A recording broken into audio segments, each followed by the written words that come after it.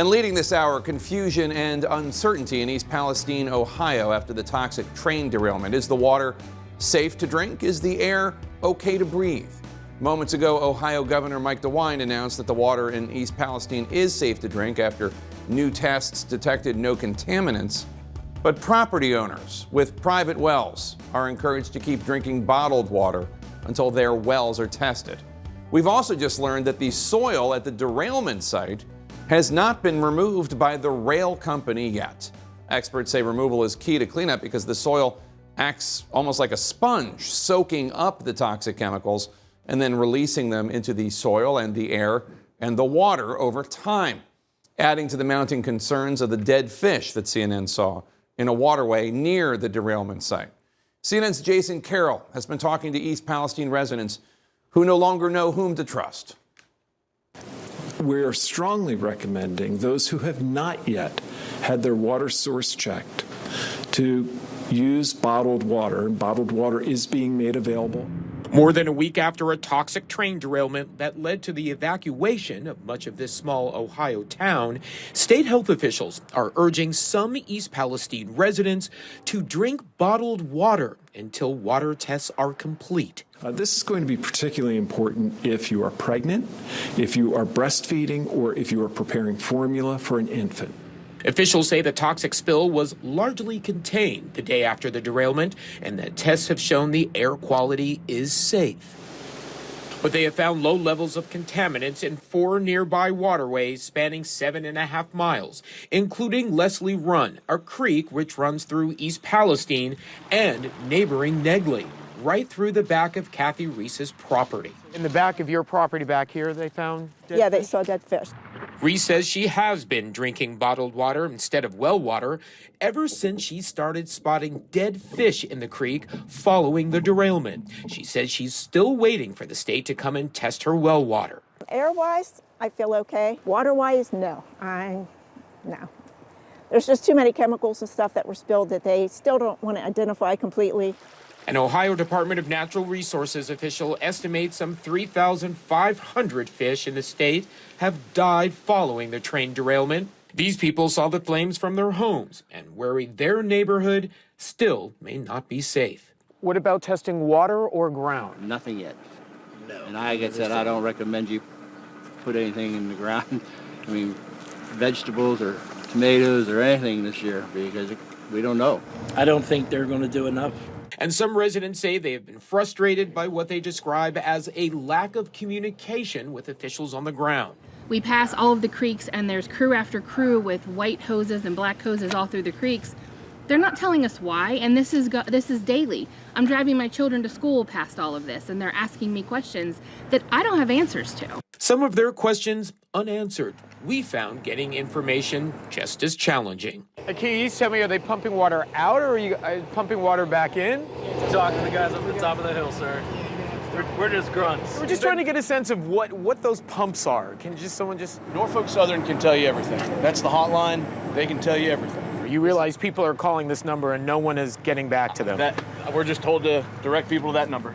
The governor asked by reporters Tuesday if he would feel comfortable living in East Palestine. I think that I would be drinking the bottled water, and I would be continuing to find out what the tests were showing as far as the air. I would be alert and concerned, but I think I would probably be back in my house. But residents like Kathy Reese say they are left with few choices. Just, I guess, pray and keep drinking bottled water until we know for sure what's going on.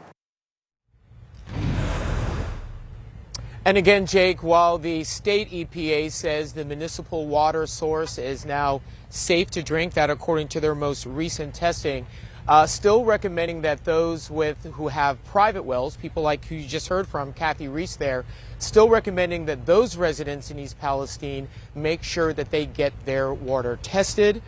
People like Kathy Reese will be one of many tonight attending a meeting with officials, hoping to get more information about everything that's going on, including some of the cleanup efforts that are going on right behind us.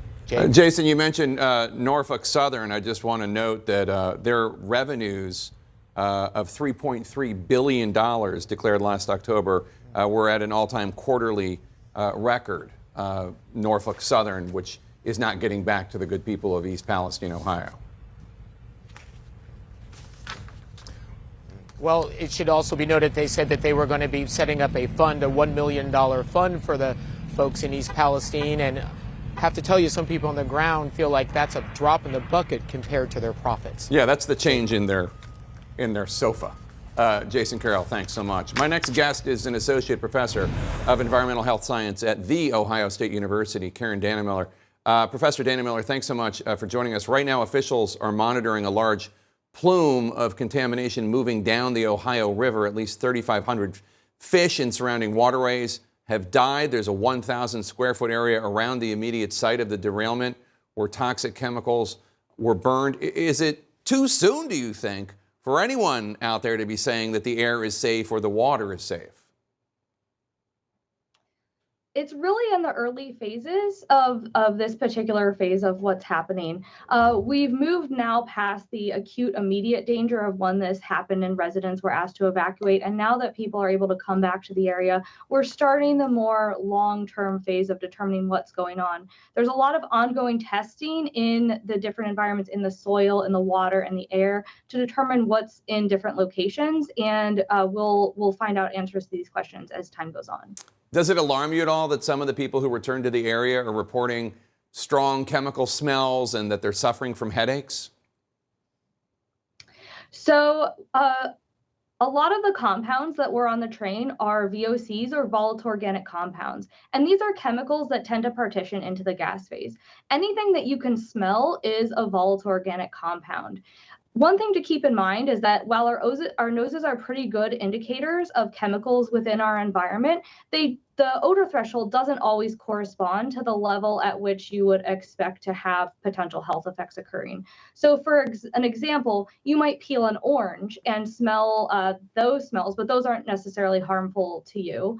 And there are other chemicals that you can't necessarily smell at levels at which they may potentially be harmful. So that's something important to keep in mind. The thing that's really going to determine what potential risks are resulting from the chemicals that might be in these different areas are the measurements that are currently ongoing. One of the chemicals on the train, vinyl chloride, is used to make PVC piping. Exposure has been linked to rare forms of liver, brain, and lung cancer. When it burns, as in the controlled release, it creates a toxic gas, one that was actually used as a weapon during World War I. Federal and state officials claim they're testing the air every day. It's safe. They're not finding it. Are you at all worried that the testing might not be expansive enough? As you mentioned, this is a pretty complicated situation in terms of where these chemicals went into the environment. A lot of the chemicals that enter into the air initially are going to have a relatively short timeline on which they're at that site before they move away from the area. As you said, the phosgene that was being released at the time has probably stopped to be released after the burning was completed. Some of the other questions that still remain are how much of these chemicals got into the soil, which you mentioned acts like a sponge and might hold those chemicals there that can then continue to off gas. So we're really waiting for those measurements to come back to determine where those chemicals are in the environment and looking for those numbers from the ongoing sampling.